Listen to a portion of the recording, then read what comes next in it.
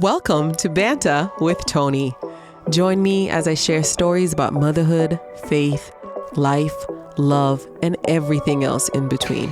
I promise we'll also have some fun along the way, and I hope that the time we spend together will end up being some of the highlights of your week.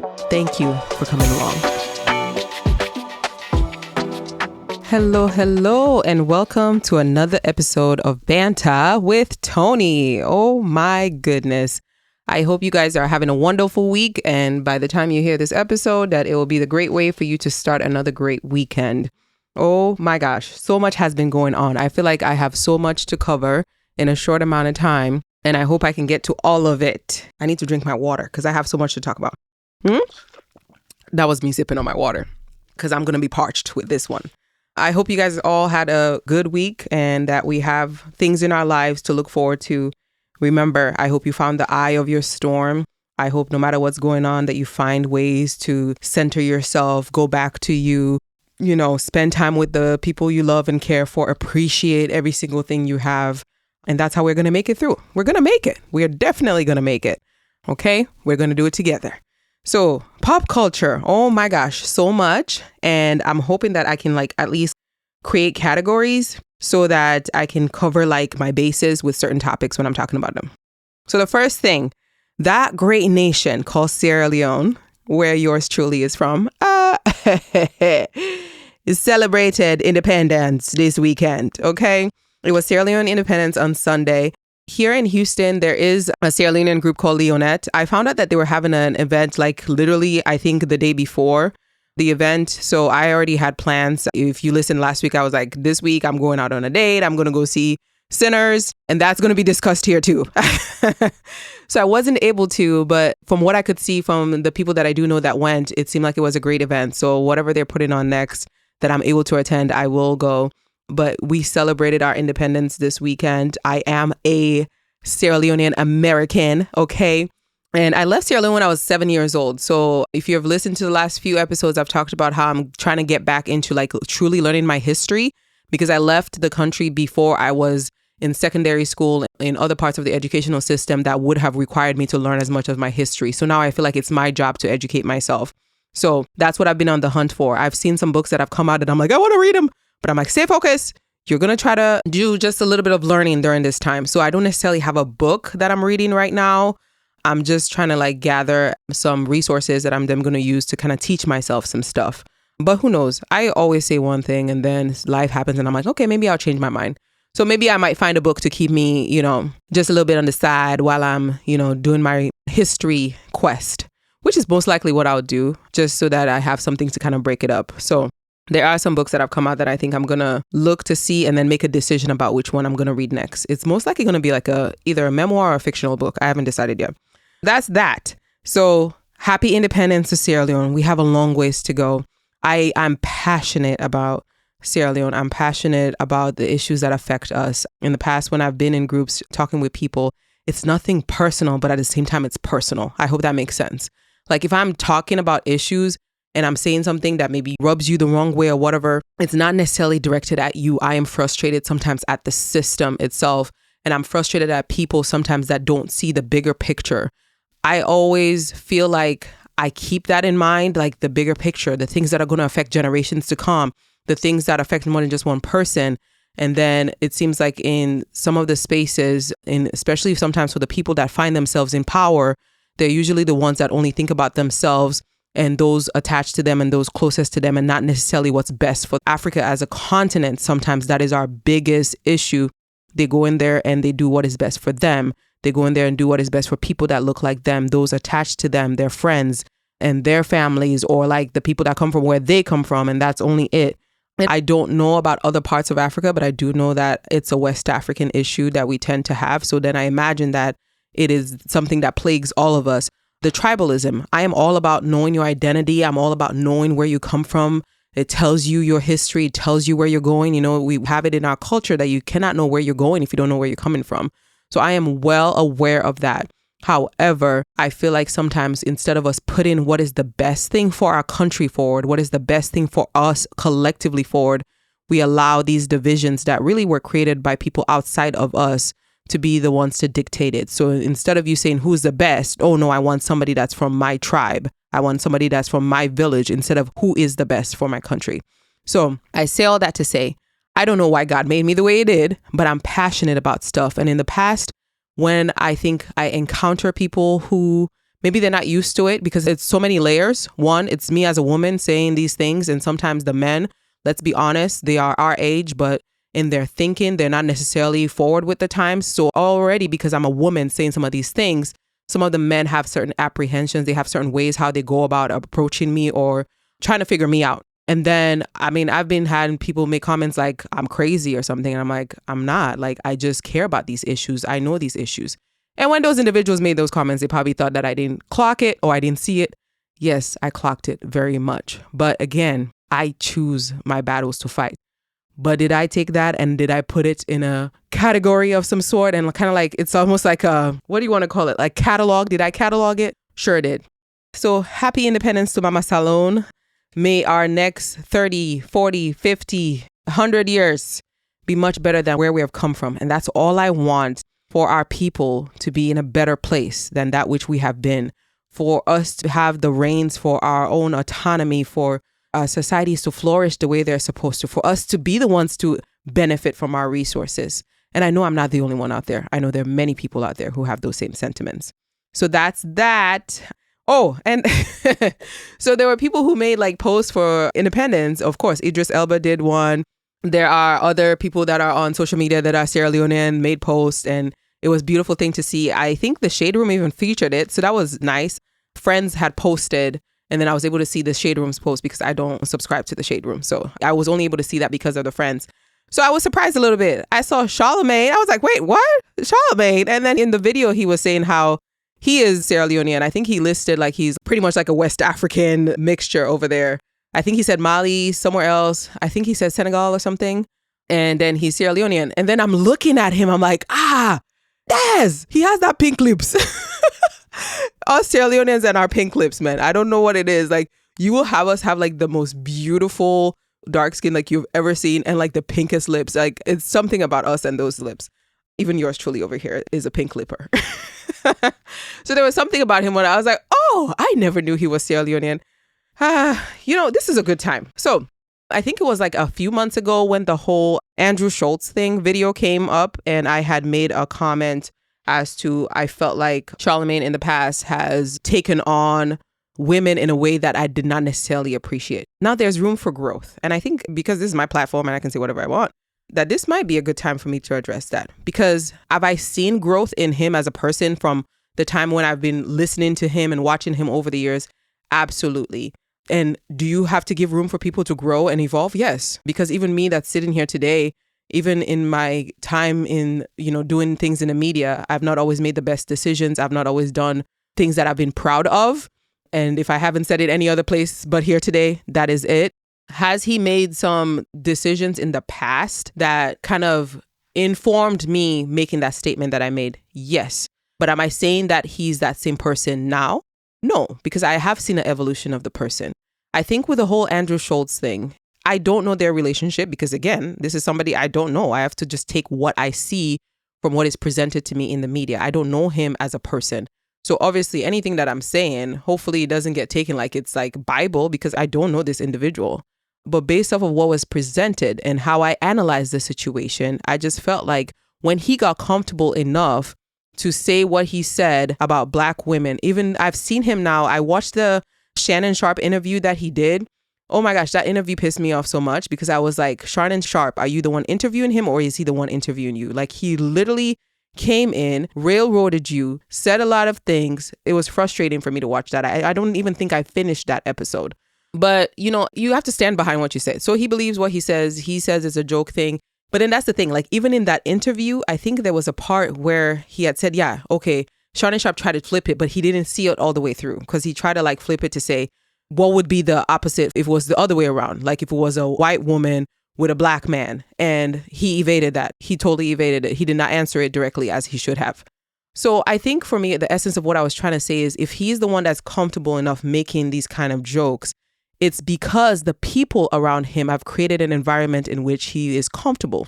And when you look at then on the media side, they might not even be that close in real life, but at least what's presented in the media, it seems like he is a good friend to Schultz. So then you are a person of color in his life, then it's like you're a black person in his life. Let's just say what it is. So then it's like he must have said some of these things. I mean, if that is who he is, that is who he is. So he must have said some of these things or done some of these things around you, and you never once said, hey, I know, you mean it some kind of way, but just be aware, like having this conversation because you're the person closest to him. That's all I was trying to say, because that's the essence, the core of the message.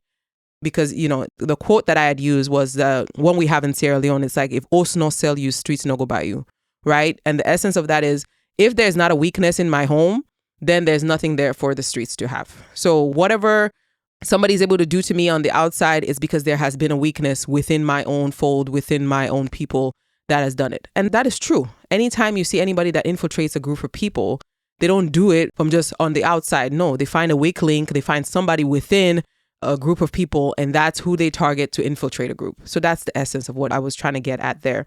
And hopefully it didn't come off like it was just like an attack on him, but it was kind of like me calling him out. We have to be okay with criticism. Even like Beyonce, for example, love her.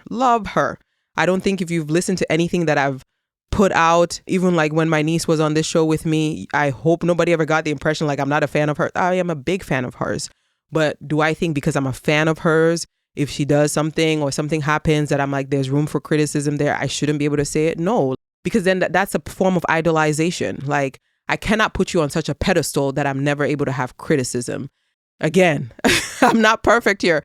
I have said some things, done some things that I wish I could take back, that I wish I could turn back the hands of time, and I can't. I can only move forward and be a better person and learn from them. So that's that. Again, so much is happening in pop culture. So one of the main stories this past weekend that I have to cover, because it's so layered and it's the kind of thing I like to talk about, okay, is the Shedeur Sanders story. So in case you have been living under a rock, Shedeur Sanders has played football in high school. He is the son of Deion Sanders, and he went on to play football in college where his father was his coach. And this weekend they had, past weekend, leading up to the weekend, I think it was like Friday, Saturday, and I think maybe Thursday, because I feel like when I was working, some of my patients were actually watching the draft. So they were doing the NFL draft, and he was to be drafted this weekend. And so what happened is that he was supposed to be one of the top drafts because, his fellow teammate had already gotten drafted. There's another African-American young man that was the number 1 draft pick. And so like he was supposed to be among the cream of the crop. And what happened is that I don't really watch football like that. So I'm doing my best. Like, this is after me like watching videos over the weekend and consulting with my husband, who actually has been following Deion Sanders' program. So yeah, I will do my own research before I come on here and talk about something, so that way I don't embarrass myself. But I'm sure I'll still embarrass myself a little bit, because I'm sure I'm still going to get some lingo wrong. But the true essence of it is that he got drafted later on in the process than what he should have. So like, if you are such a great player, you're going to be like one of the first draft picks. However, that's not always accurate, because based on what I've seen, there have been great NFL players that have been drafted later on. So sometimes it's like when you are good and maybe for whatever reason certain teams don't want to have you, it kind of helps to give you an advantage, because then you knowing that, okay, I have something to prove, I have something to do here. So the Shedeur Sanders, I don't know why I keep saying standards. Shedeur Sanders' story is so multi-layered, and it's the kind of thing I like to talk about. So we're going to dissect it. We are going to dissect. So the first thing, we all work in this life. I don't know about you, and it's the stage that I'm at. I am busting my butt in this world, trying to do everything that I can to make sure that my kids have a life that's better than me. That's it, period. I at no point subscribe to like me as a mother getting to the point where I feel jealous of my children. No. If I had 1 acre of land, I want them to have 3.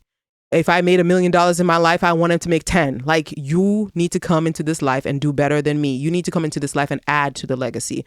So I will say for a lot of us, probably, unless you have some things going on with you, every human being, no matter your skin tone, no matter your race, no matter where you're from, at the core of you, at the essence of you, you want your children to be better than you. We always talk about it, the essence of us being our ancestors' wildest dreams. It's all from that.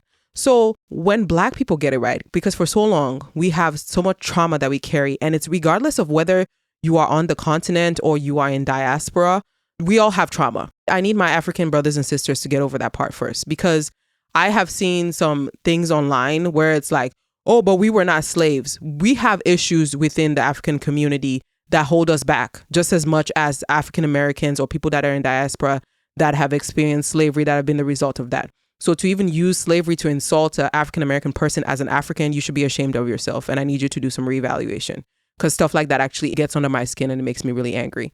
Because I'm thinking to myself, what do you think you're on some kind of pedestal or something because you're from the continent? Like, are your eyes open? Because do you not see all the issues that we have that are just as detrimental to our collective good, just as much as people in the diaspora? And then to me, it's almost like people who like are missing limbs. So it's like if I come into a space, I'm missing my arm and then you are missing a leg. And then I'm sitting here as somebody who's missing a freaking arm and I'm talking to you that's missing a leg and I'm telling you, well, I'm better than you because I'm not missing my leg. What are we talking about? At the end of it, we're both missing limbs. So whether it's by way of colonialism or by way of slavery, either way, both groups were oppressed. So let's get that out of our heads.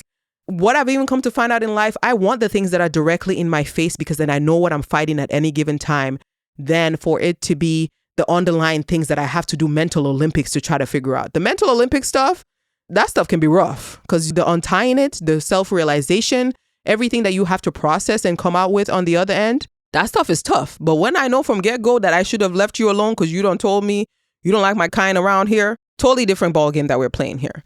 So what are we talking about? I do not like when I see those conversations. So I went off on a little tangent, but it was necessary. With the Shedeur story, we're supposed to do the best for our children. We're supposed to bring the best to them. So lessons to learn there, because I'm a lessons girl, right? And I already tell you guys, I don't need to experience something. There's so much experience in life around me. There are those things that I experience for myself, but I have always from such a young age, like learned a lot from the people around me and watching them, because I'm like, if you go the wrong way, if I pay enough attention, I'm going to learn the lessons here and say, okay, I'm not doing that. Why? Because I saw this and I saw that. So the Shedeur thing, we are supposed to raise our children with confidence. I watched this young man's videos. Again, my husband's the one that showed me all this stuff. And there's a part of it that I don't understand, but I know that I am approaching a certain age and I am an auntie now. So I'm a mother and an auntie. So there are certain things I will not understand. So like when I watched some of his videos, I was like, oh, so he's trying to be a rapper. But then my husband said, I think he is, like, he has like music out or whatever it is. So, you know, he likes that stuff. And you know what that hip hop world sometimes comes with, you know, it's the way you carry yourself, like as a hip hop artist. We all kind of know it. Like it might come off a little bit as arrogant, but you're supposed to be. Like those are the people that sometimes like when they're rapping and they're saying certain things, like, I mean, when Kendrick Lamar came out and said, I am the one, like you're talking about 3 people on the ring. I am, like, there's a part of it that comes with hip hop that's like, I'm the best to ever do it. I'm the greatest, like da da da da. It's all part of it. So that level of like confidence there, that's part of like his hip hop persona or whatever. But we are supposed to raise confident kids. We are supposed to raise kids that are sure of themselves. And I think when you have a situation kind of like the one that Dion has had, and probably the environments that his kids have been raised in from a very young age, they have been reaffirmed as to who they are, where they come from, a great sense of self. He has probably created a world for them where it's like, the world is yours, like it's yours to have.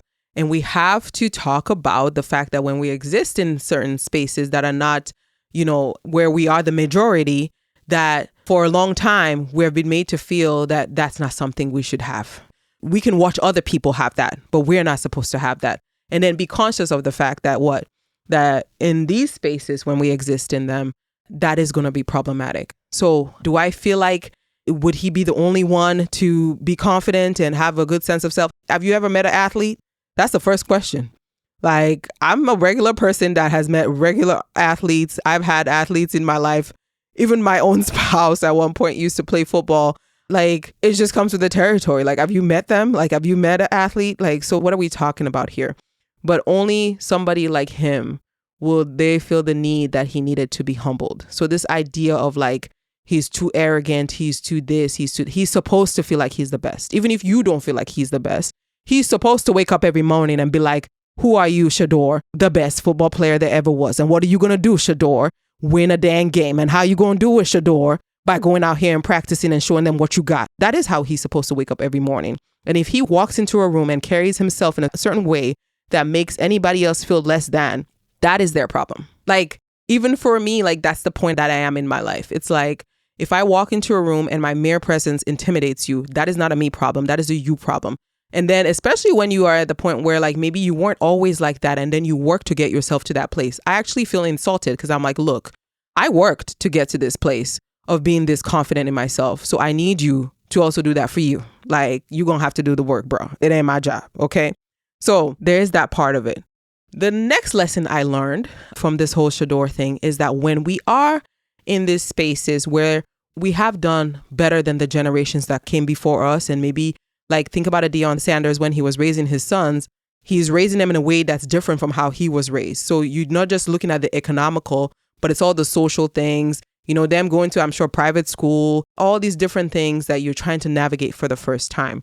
As a parent, it is your job, because of how these kids are raised now and the environment that we have, it is actually our job to create problems, to put obstacles in their way so that when they go out in the world, it doesn't even matter what tax bracket you belong to. It doesn't matter if your father is Deion Sanders.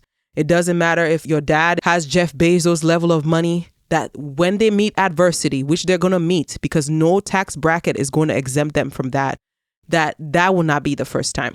So I was very happy to see he was still making posts about, you know, he is having faith, and maybe what he's posting might have been different from how he's feeling, but I pray that it wasn't. I pray that that's truly how he was, and his family rallied around him, and everybody's just like, what's meant for you is going to come for you, because it actually ended up working out well for him at the end. But that we put adversity in our kids' lives because right now we are raising kids in such a different time. I'll give a prime example. One of the things, we have somebody that comes and cleans our house because I have a lot on my plate. Like, as of right now, I am taking classes. I'm working a full-time job. I find time to record a podcast. I'm trying to post videos online. I'm trying to do yeah. And it's still in the meantime, trying to be a good wife, trying to be a good mother, trying to be a good daughter, trying to be a good, hello, a girl is tired. And sometimes the last thing I want to do is clean a toilet. Okay. So I have somebody come to my house that helps me clean once a month. And it's a breath of fresh air because I can just be like, okay, I don't have to think about it this week because they're coming this week. But I remember when she first started coming, like one of the things my husband did not like was he said, okay, I want them to come and clean because I know they're here to help you, but I need the kids to understand that they're here to help you. Like, they are not here for them. So I don't need them to be always leaving their stuff thinking that person is going to come and clean up for me. Right. And so at first I was like, okay, interesting. But then I saw the logic in what he was saying. I was like, yeah, you're right. It's true. Like, we still need them to learn how to pick up after themselves, take care of themselves, and know that, okay, my cleaning lady is for me because I am at the point in my life where I need that help. I can afford it. But remember, you are boarding in my house. This cleaning lady is not for you. You still need to clean up after yourself, keep your room together, and pick up what you need to pick up. Okay. She ain't here for you. She ain't here to serve you. So even when the cleaners are there sometimes and maybe they're around, I'm like, you still need to wash the dishes. You still need to do this. Because remember, she's here to help mommy, to make mommy's life a little bit easier. So like things like that, whatever it is that's going on in your life, however it is you're raising your kids, it is your job to put adversity in their way, because for this generation, as we're raising them, giving them things that we've never had, trying to make life easier for them in some ways. I feel like in the past, the ways that people have gotten it wrong is that you're kind of now like just handing the world over to them. And it doesn't matter what tax bracket you belong to, like I've said now 50 million times. It doesn't matter what your name is. Like, there is going to be adversity, and we need them strong enough and capable enough that when those things come in their way, they know how to handle it. Why? Because when they were home with us, even if we manufactured it, which is what you're going to have to do, you're going to have to manufacture some adversity for them. If I don't do it while you are in my house, then you're not going to learn it. And I don't want the first time that you're encountering like some of this stuff that we're trying to teach and get you through is going to be when you leave my house, because it ain't going to be a pretty sight. So the way Shedeur handled himself lets me know that there has been adversity, even though you look from the outside and think he's a kid of privilege and there'll be things that he's had that, you know, you can only fathom. I think my husband was even explaining to me that because now in college they can have these deals, that the young man is even already a millionaire before he even went off to now play for the Cleveland Browns. That's who end up drafting him. So, you know, if you look at a monetary way, you're not on the same level as him. But yes, he would have faced, you don't know all the stories. Just because somebody is going to a private school doesn't mean that there's still not issues. That's not the answer to every single thing. In fact, different type of problems. And it kind of all ties back to like that Issa Rae thing. Like a Issa Rae is not as rare as people in the media might want you to think. Like, there are many Issa Raes in this life that come from parents who, had good jobs or were trying to create a life for their children, and they go off and they are well educated. And even if they do decide to branch into, the arts or any kind of entrepreneurial thing, like there is a foundation, there are things that were given to them that, it's just unfortunate because then we have to look at it like, man, we have just been so conditioned to then think that to have that is abnormal, to have that is a thing to look down on, or that's even a reason to then now like hate on somebody or make somebody feel some kind of way. But you have to even like work through that to realize that that is something I should commend. That is something I should look at. And if I'm not there yet, aspire to it. Like, oh, I want to get to a place like where regardless of whether my son can throw a ball or not, he's going to go to the best college and university. And if I can't do it, I want to do what I can to set my child up so maybe their child can be the first one to do it. And that's what happens when you just look ahead and you think about what comes after you. So yeah, those are the lessons that I learned from the Shedeur thing. There are other parts, but I feel like this conversation can go on forever if I don't end it here. So then that kind of reminds me and brings me back to the whole Cowboy Carter kickoff that happened this weekend. So apart from the roomie thing, one of the things that I love seeing was Blue Ivy and her evolution. I remember like the first videos when she first started dancing to where she's at now, killing it. And you can tell she has been spending time, learning obviously from the greatest teacher there could ever be. Like, can you imagine Beyonce is the one critiquing you when you're doing your dances? And at least from what I could see from the outside, that her mom is such a perfectionist with her execution, how she goes about doing stuff. I know without a doubt when she has to come and show her mom what she got, Beyonce ain't gonna put her out there if she ain't up to a certain level. She'll be like, I love you, you're my baby, but people are paying money, good money to come to this show. So I need you to bring it. So again, it kind of goes back to just what I was saying. Like if that is the path for her, like let's say she does want to eventually follow her mother's footsteps, like this is her masterclass that we are witnessing happen. And that's the essence of what I'm trying to say. She probably has people that can cater to her, do all this stuff for her. But I'm sure with a certain degree of it, yes, there's going to be certain things she experiences in this life that we can only wrap our brains around. And that's fine, because that's why her mother and father worked hard to give her that. But those foundational things of teaching her the discipline of showing up when she doesn't want to, and how many times she might have to do a routine again. And her mother is like, no, go back. Not good enough. Come back. Instead of her, oh, I don't want to do it anymore. Have somebody do it for me. You said you want to do this like I do it. Okay. You want to be a Beyonce? I'm going to put you through the Beyonce training. And so we're seeing that evolution happening in real time. So that's been beautiful to see. And I cannot wait to see all the other highlights from all the other shows. Okay. What else did I pick up on that's happening around? Let's see. Lord. I was on TikTok early in the week and a video popped up of this young girl at NYU that apparently was alleging that her roommate had peed on her. And the whole video was so disturbing. I was trying to figure it out. And from the essence of what I got, this young lady said she woke up to her roommate hovering over her and peeing on her. And so many people were confused in these comments because they were just like, how are you not in jail? How did you just like wake up and then that was it? And you left, like so many questions. And the video made me realize like I am getting older, because I'm thinking to myself, I was like, I hope like she has like family, parents around her who will probably tell her like step away from social media right now, because I saw some of the videos that she had been making addressing the issue. And just from the outside looking in, I'm just like, I probably would have submitted what I needed to submit, let them do their investigation, come back with a finding. And if the thing did not turn out the way I wanted to, then come to social media. But the rush to social media first, I don't necessarily know if that would have been like the right move to make. But again, I'm not in this young lady's shoes. Like, I don't know. The video is confusing to me because the level of calmness that she's given off, and, everybody's raised differently. Some people, they were raised where somebody's violating you or do whatever it is to you, you're going to let your mom and dad know and they're going to handle it.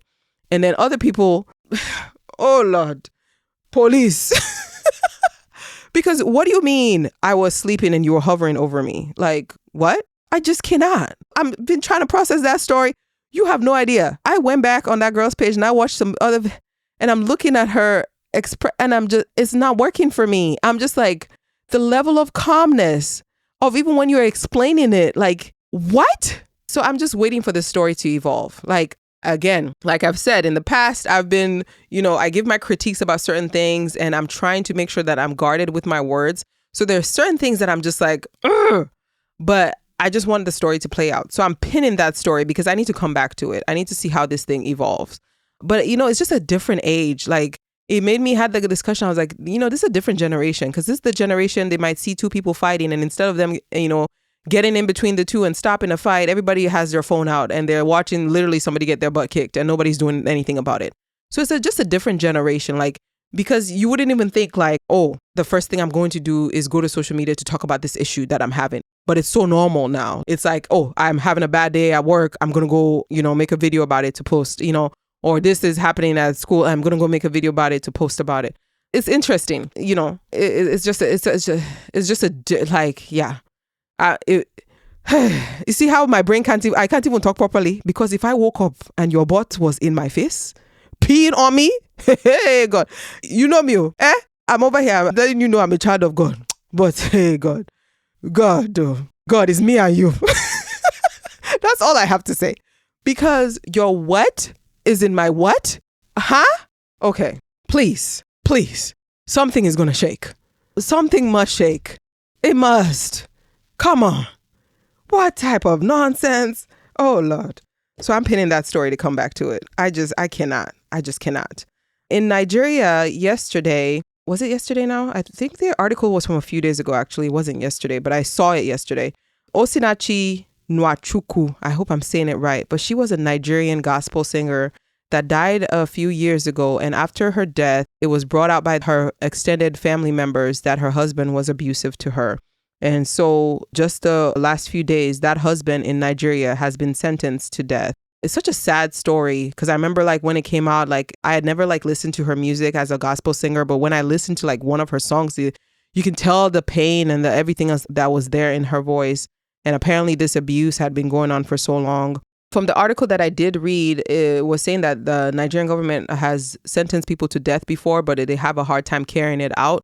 So he might not, actually be put to death, but he's definitely going to be in jail and serving that for a long time. So I do think like it's a victory as far as for like domestic violence in Africa, in our society. So like when something that I don't like to talk about too much has been normalized in some ways, and for us to collectively see a society taking action, saying, okay, this stuff is unacceptable. Because it is sending a message. It is unacceptable. And if you get to the point where you're with somebody and you're taking their life, when you're dealing with the law, is that if you took their life, then yeah, okay, then we're going to do the same thing for you. Now, we're going to put faith a little bit to the side there, because then your faith dictates something else, but we're just looking at the court of law, that idea like a life for life. And so hopefully it's a societal thing. I hope conversations are being had, things are being talked about people holding men accountable. And in some ways, for us to even get to the point like where the way we do it is how we're raising our sons. So for every woman out there that has a son, teaching them from such a young age, you don't put your hands on girls, you don't do this, you don't do that. A woman is not your property. Like, it's such a topic that I feel like it's so laced, it's so many layers, that it probably deserves its own segment for us to truly talk about it and what that looks like in our African culture. But I feel like it was a case that's like showing an example. Like, this stuff, we're in a new time, we're in a new era. It's not going to be tolerated. And hopefully it's not just for just the big name celebrity that meant something, but that it's there in place for the everyday woman that experiences that she has a justice system that she can count on, that can help to hold an abuser accountable. So I leave that there. I think seeing that case, hearing about it, it made me hopeful that we are at a new time, we are in a new place, and that we are sending a different message to this generation of the things that we have to get better, of the things that we have to improve, and to make things better for the generations to come. Okay. So that's that story there. It's a very, very sad story, really, very sad story. Watching on TV, well, this will not be really TV. It will be, whatchamacallit, Netflix. So I started watching the Uzo Aduba show, The Residents. I'm actually on episode 2. So far so good, but it's not a show that you can watch around kids. So that's been my problem, is like my kids will come home and then I have to pause it, or they come around and I have to pause it. So, but I'm on episode 2. So I've been seeing all the previews about it, hearing some other reviews. So I started it for myself. So we'll see. Another show that I started, this one with my husband that we've been watching, is The $1,000,000 Secret. And it's actually really good. I just feel like it was a refreshing kind of show for Netflix. Like if you like any of like the competition kind of shows, like, yeah, so somebody's a millionaire and it's their job to try to figure out who this millionaire is. And that's the essence of the show. So, and then I finished with Love, Megan. It was 8 episodes. I finally finished that. And one more, Chef's Table. If you've ever watched that, like my daughter loves to cook and I love watching these stories. So if you haven't watched the show yet, Chef's Table, it will pick a restaurant and tell the story about the chef, the owner of the restaurant, how they come about to, telling their story the way they do through food. And if you like food, if you like cooking, if you like any of the culinary things, that's a good show. I've been enjoying it. So, and it's been something that we have all been enjoying as a family. So those are my recommendations right now. Oh my gosh, I feel like the pop culture part was probably so long for this episode. Good luck to my editor this week. I don't know how he's going to be able to do this because I covered so much and I don't know how he's going to pick which ones are important for us to include in here, but we'll see how he edited the editation. My topic today is don't be the only one. Don't be the only one. And it was inspired by the current climate of which we are living through. I think we have to decide how you're going to fight everything that you are experiencing and we are seeing right now in the world around us. Some people have been fighting. So I'm just going to speak for myself. I feel like before I got on a podcast, when I was writing, I had been fighting the good fight. And I don't have to go into full details for you to know what I'm talking about. But I felt like I have fought. And in some ways, I feel like I have even paid the price. And then in other ways, I feel like people have shown up for me and have been a rock and have been steady.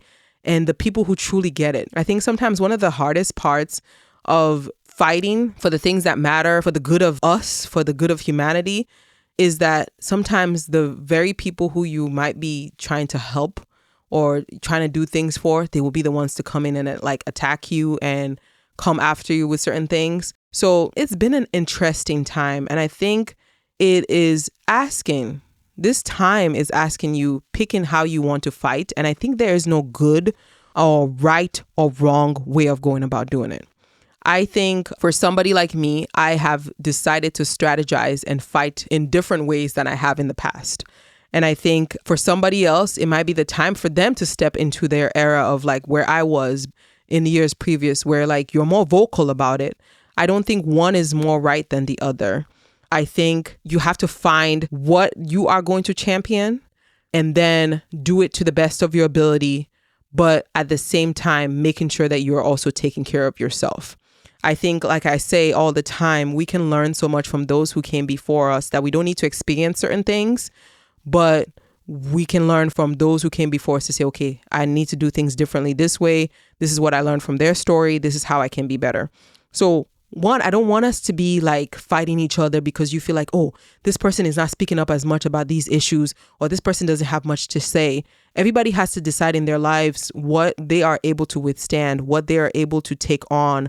Because sometimes, let's be honest, when the pulling comes, when the grit of things come, it's really you and the people who are the closest to you who really, really, really, really, really, really get to see the price that you have to pay to be a voice, to be somebody that stands up for people in a certain way, whether you're speaking to their souls, whether you are, fighting in a courtroom or whether you feel some kind of way about certain issues and you're taking a stand. When the oil is running, when the nails are being placed, all those things that come, it's really going to come down to you and probably a selected few group of people and, those closest to you. And sometimes there's prices to pay. You kind of saw it kind of play out this weekend a little bit like with the Deion Sanders thing, because he's deciding, okay, there's a system here, but I want to empower a whole new generation of boys to be at the upper hand, to enter these spaces and know how to negotiate, to know the traps, not what to fall for. And even though it was a message sent to his son this weekend, it was also in some ways a message kind of sent to Deion too about the status quo and what happens when somebody decides that they're going to break it.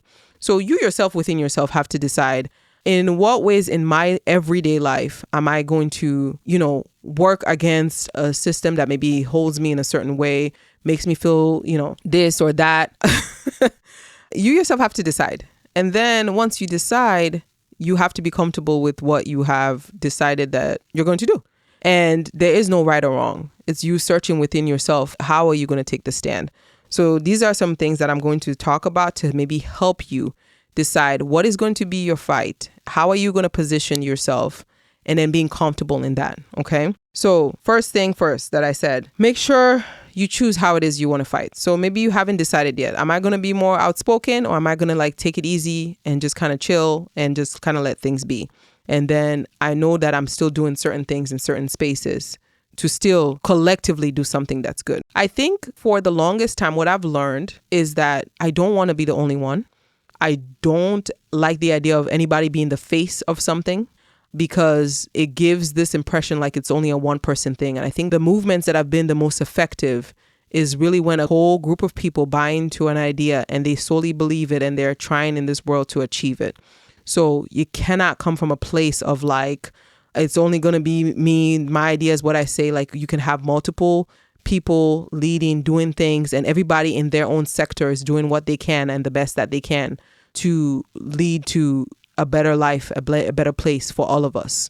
So making sure home is good. I think when you have watched from a lot of the leaders that have come before, when things will come out later on about family members or whatever, they have paid high prices. This weekend, while, all the stuff was going on, I saw the TD Jakes had handed over his church to his daughter and the husband. So Toure Roberts now and Sarah Jakes Roberts are going to be the head pastors of the Potter's House. He's stepping down. He said, okay, I'll come back and preach whenever they'll have me, but he's pretty much handing it over to them. And one of the things that Sarah had posted was over the years watching her father and the sacrifice that he had made to be in the position that he is in. So it's not something that I think necessarily anybody even chooses. I think you go about life, you're trying to do certain things, but maybe there's certain things innately within you. And then as you're trying to navigate or whatever, some of these things, they fall into your lap.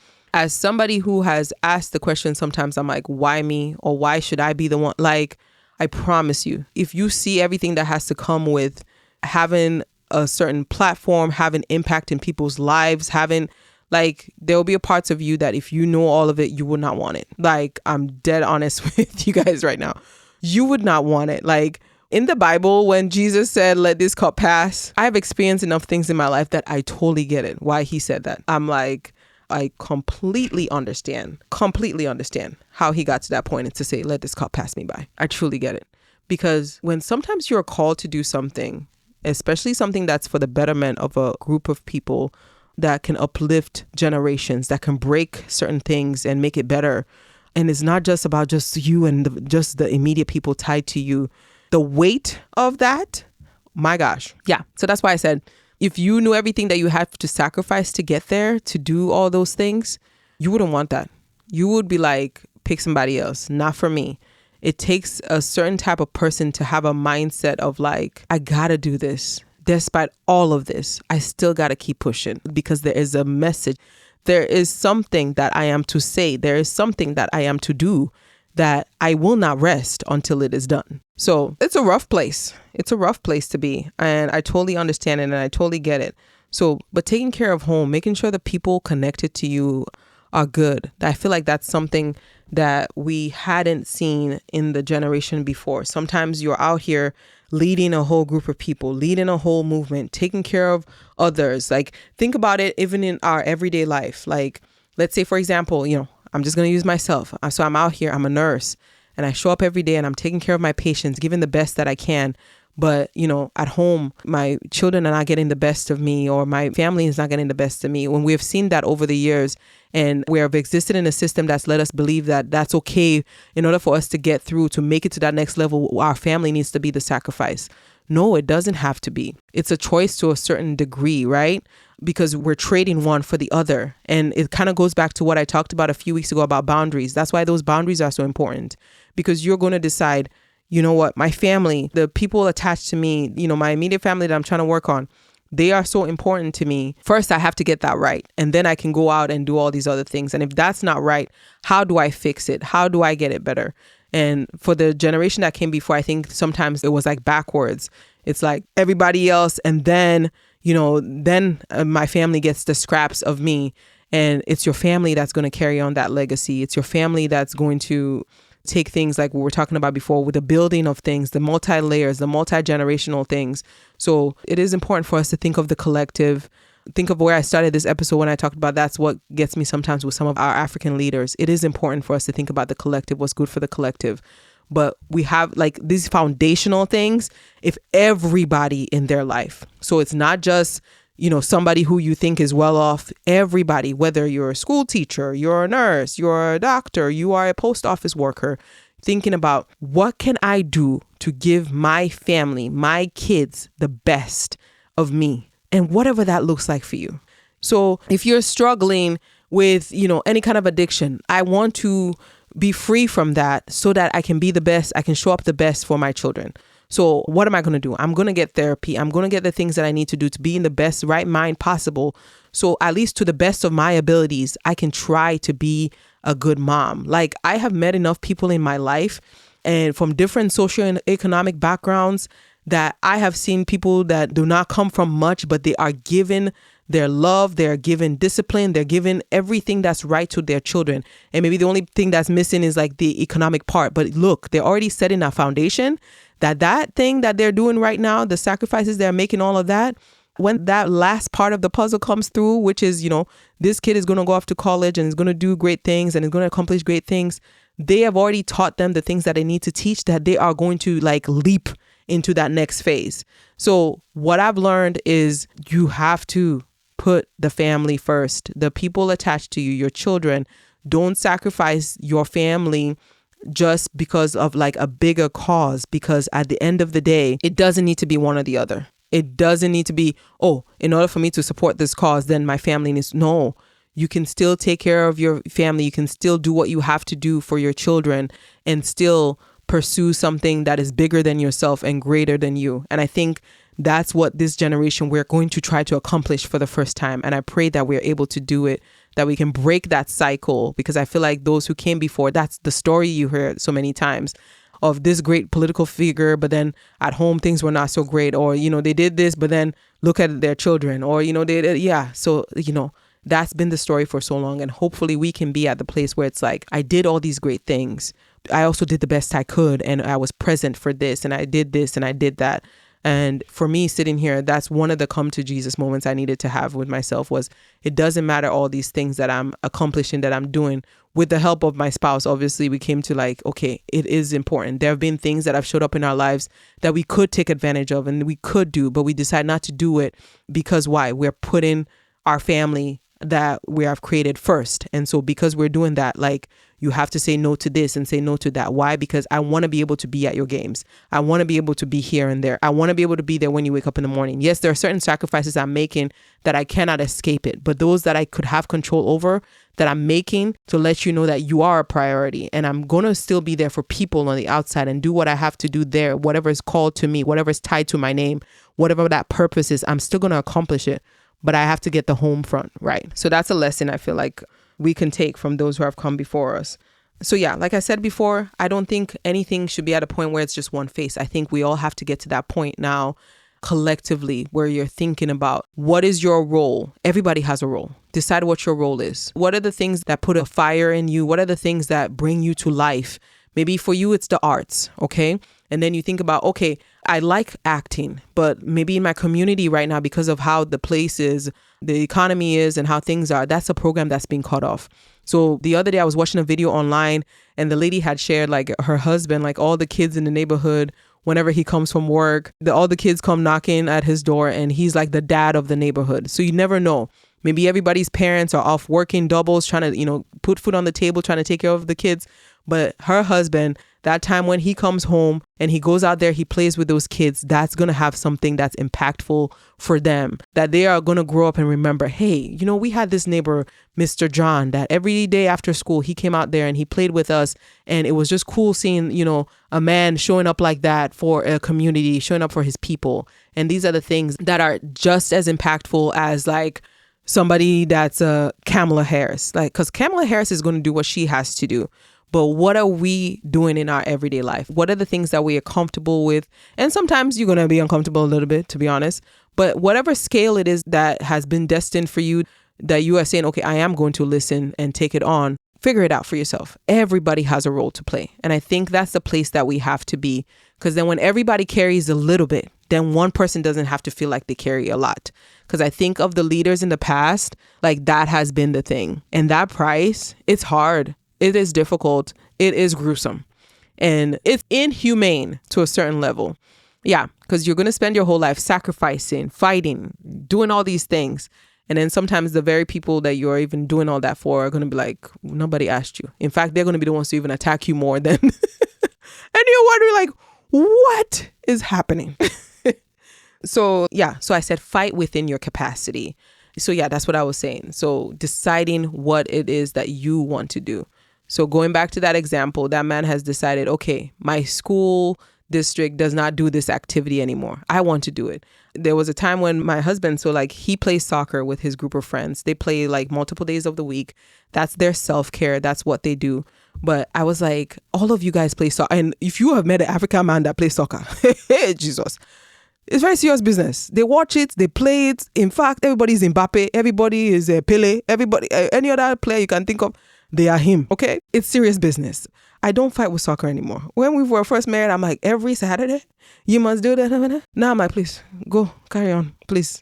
While you're there, I can sleep. While you're there, I can do my own things. I don't, carry on, please, carry on. But I remember telling him, I was like, it's interesting to me then that none of you guys have thought about like starting like your own league, because you guys take this stuff so seriously. It's such a serious thing. But that you guys can then like kind of teach your sons, because from what I hear, the American soccer system is very much a pay for play. So that raw talent that you would see from like a Pele back in the day or whatever, it's hard to find it now because the system has kind of cut that passion out of the sport. So like, that's what I was telling him. I was like, you guys are out here actually playing with the passion. You have it. So then teach it to your sons and teach it to the next generation. So things like that. That's what we have to think about. Like, what is the role that you are going to play? There's something that everybody has to offer. And you just figure out how are you going to bring it and do it for the collective good of everybody. And then you just do it well. And some people have been fighting this fight. So if they're in their phase of resting, don't take this as a time to mean that those people don't care anymore about issues. But like I said, when the things get rough and they have to go through certain things that they have to go through, it's only them and those closest to them that will understand it. So if somebody cared enough about something long time ago to say something, to uplift a people, that's not something that goes away. And in fact, it would be something that has intensified over time. But all you're seeing is somebody trying to be smart, trying to work things in a different way, trying to figure out other solutions, right? Because like I said, if we study our people enough, we're going to look at patterns and see what didn't work, what worked, how can we be better? And I keep saying it over and over again, and I'm seeing it over and over. The collective, the collective, the collective. Think of your part that you're going to have to play, and don't spend too much time, pointing out what somebody is not doing and what they're not doing. Try to figure out your role, how you're going to do it, how you're going to do it well. Me showing up on this podcast, that's part of my role to play. Like, I hope when I get on this mic, I actually pray before I get on here, because I'm like, God, I want to come on here. I want to be entertaining. I want to say, things that brighten up people's day, but I also want to leave them with something that they can take that can be impactful in their lives. So I take that very seriously.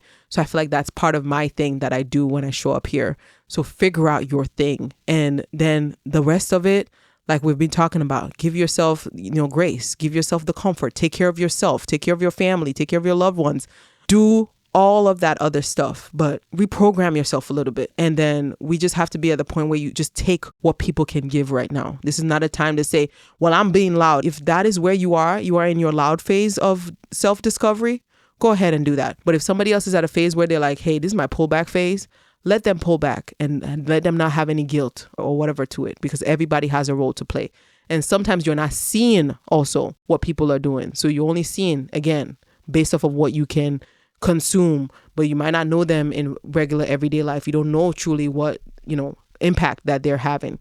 So spend less time trying to judge and figure out that part, and just figure out what you are going to do. How are you going to show up? If you are I'm going to get up every Saturday and protest and do this, okay, fine. That's what you want to do. But if somebody else is like, hey, I'm approaching it this way, maybe when I show up to my workplace, I'm going to be the person to have bring certain ideas in place, be somebody to challenge certain things, like, and that's what they have decided to do. Fine, absolutely. There's room for all of us, but we cannot do it with just one single person. And as a collective, I think we all get that. Like, everybody has a role to play, and everybody's role is needed, and it's valid. So that's where I leave you today. I said, don't be the only one, and ensure that you're not. Let's teach the next generation the things that we have learned from our personal experiences and from observing and studying. Like, be a student of life. Study the people around you. Study your family. Study your history. Study these things, because why? They inform every single thing that comes after. Be a student of your life. So that's what I leave you with. As far as music, oh my gosh, Coco Jones's debut album came out. I haven't had time yet to listen to it, but I just wanted to give a shout out because there was a time a girl was out here saying, bring real R&B back. And then all the R&B girlies showed up. Coco Jones was like, I'm here. I've answered the call. Victoria Monet said, yes, I'm here. I've answered the call. Akila came and said, yes, ma'am. Slow down, girls. Oh my gosh. I love it. So many great R&B artists have come out over the years. Giveon came out and said, yes, I've answered the call. I mean, I could probably go on for a while. I love me some good R&B. I remember having that moment. I can't say that no more. Y'all keep working. I see y'all. If there was video right now, you see that I'm doing that little finger thing where the index finger and the thumb come together that the young folks are doing out here. It's tea. Yeah. So I see all y'all out there. So I'm going to be listening to Coco Jones's album this weekend, and then I will come back next week and give you guys my eval on that. But let's see, what song did I add to my playlist that I could add for you guys this week so you can listen? Like I said, I haven't picked my nonfiction or memoir. Tina Knowles' book came out, Matriarch. I was debating whether I should do that one. And then there's another fictional book by Shirley. Oh my gosh, why am I forgetting her last name? But she had written another book that I had read. So I'm trying to decide. I think I'm going to do that. And then on the side, I'm also doing my history research stuff. So that way I can still give you guys suggestions out there for those who have been following along. Because even, being able to read a fictional book or a memoir or something, it's a good way of also practicing like self-care, So we got to have it. We have to take care of ourselves. We must take care of ourselves. So gospel song of the week is We Will Be Many, Sound of Salem, Lawrence, Oyo, Moses. Oh my gosh, I don't want to pronounce anybody's name wrong, but it's We Will Be Many, Sound of Salem. So if you want to go and add that, it's an African gospel song. I heard it today. I liked it. It was good. Other music, let's see what I have in here. Oh my gosh. So this one actually came out like last year, but I don't know why it only entered into my space like 2 weeks ago, but I've been obsessed. The amount of times I've played this song should be criminal. When my Spotify Wrapped comes up, I have a feeling this one is going to be one of the top ones. Okay. We are going to South Africa. Okay. My South African people. It's called Ke Nakwela. I feel like that's how you say it. If you say it enough with just a little intonation, then it sounds like you're saying the right thing. But it is DJ Dadaman, Mellow Sleazy, Uncle Waffles, DJ Maforisa. Okay, that song is criminal. Very criminal song. I have been playing that and dancing and like letting all my cares go away. And then I will repeat it again like I've never heard it before. What did you guys put in this song? What? That song is criminal. It's so good. It is so good. I love it. Like the beat, everything. And then I need to give an honorable mention because Shedeur Johnson, when you were looking at JP 2025 last week and you were, Ayomi today. When you were doing all that, if you looked at any of the videos on TikTok or any other social media, you're going to see Shedeur Johnson, okay? Shedeur Johnson is like, remember when I shared a few years ago when I went to my very first like Yoruba party, when I found out I have Yoruba in my ancestry, I was like, my ancestors must be very proud. Nobody told me Yoruba people get down like this. It is because of the hype man. I don't know what their official names that they call them, but that's just how I'm going to explain to you. It is because of the hype men that will be at these parties. Okay, these men, they are so creative. And I'm sure there are women too that do it. But the ones that I've been to, it's been male artists. That's why I'm saying men. And they will be coming up with like lyrics on the fly. The beat is great. Yoruba people call it the Owambe. I'm hoping I'm pronouncing it the right way. But it's pretty much just a word for like a party. So like it's their job to get the energy going. So Shedeur Johnson, a lot of the events that you see happening in Nigeria, like by all these big celebrities or whatever, he's going to be the MC. He's going to be the hype man that's at these events and like making songs. So he has this song called Jomo Igarashiki. Okay, you have heard it. My fishing everywhere you've been on TikTok. My fishing and people are like, what? The fish in the pond? The fish in my pond? The pop. We don't know. When I looked at these things, like, I'm going to show you like who I am. It's like a hype song. It's like, who are you or something like that. I'm going to show you, like, yeah. Oh my gosh. Like, stop it.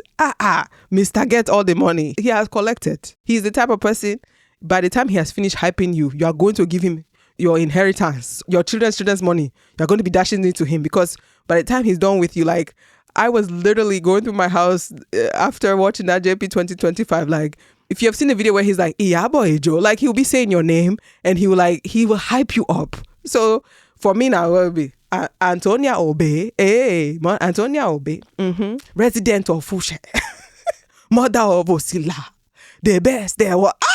You'll just be like, yes. And then before you know it, you have given him all your money.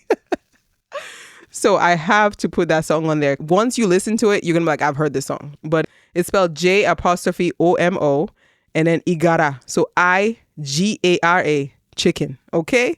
By Shegun. So Shegun is spelled SEGUN and last name is Johnson. I promise you. So by the time you have done Igarashiki, Igarashiki, then you go now, you do DJ Dada Man. I'm telling you, your weekend is lit.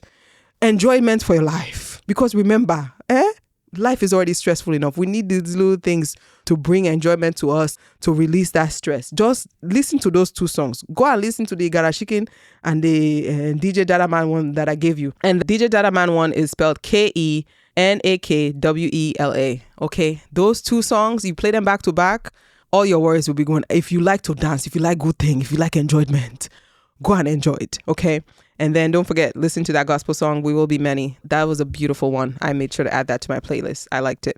It's been a long episode. This episode is probably going to be over an hour long by the time it's done being edited. And the sad part is that there are going to be so many good parts left out, but hopefully he does a good job of picking the creme de la creme and add that in there for you. I hope this episode has blessed you. I hope it has been entertaining for you. We are going to make it. Remember, don't be the only one, and ensure that you're not the only one. Teach everybody around you the issues that matter to you. Even if some people call you crazy, to say this and that to you, let them know, you know what, this stuff matters. I want to get it right. We have to get it right. Why? For the next generation and the generation after that and the generation after that. And I don't know about you, but for me, that's my motivation. I'm like, we have to get these things right, and we're gonna get it right. We're gonna get it right, but we all have to be on the same page. So whether you're in diaspora, whether you're in the continent, get in line. Okay, get in line. Let's get it together and get it done. All right, love you guys. All right, bye-bye. You just finished an episode of Banta with Toni. Did you like it? I hope you had a great time and that you have some takeaways from this episode. But before you go, I want to ask you one thing, and that is to share this episode or this entire podcast with a friend, family member, or acquaintance. Because remember, when you have something good, you need to talk about it. You need to share it and you need to shout it from the rooftops. So go on and let people know in your life that you have this wonderful podcast that you would like to share with them. I appreciate you. I appreciate your time, your support, and everything else in between. And remember, if you do it, I have to talk about it. Have a great week.